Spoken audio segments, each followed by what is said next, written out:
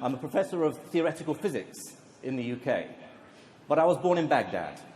I have an English mother, an Iraqi father, and so on my father's side, I have this heritage of these great scholars from a golden age that I feel passionate about sharing with the world. I wrote a book a few years ago called Pathfinders. It was translated into many languages.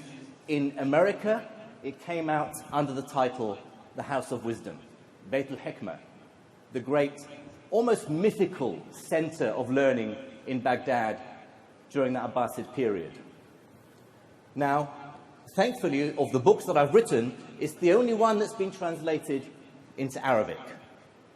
العصر الذهبي للعلوم العربية, الرواد.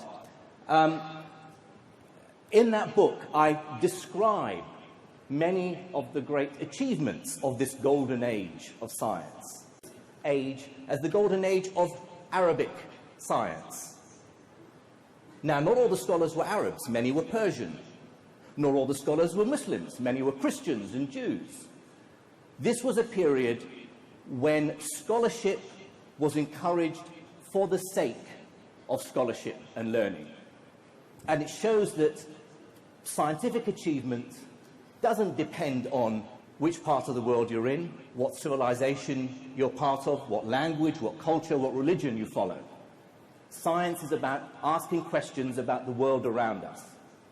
And I think it's important to remind the Arab world and the wider Muslim world that science wasn't a construct of the West, even though that is the narrative that we are even taught in schools in the Arab world today.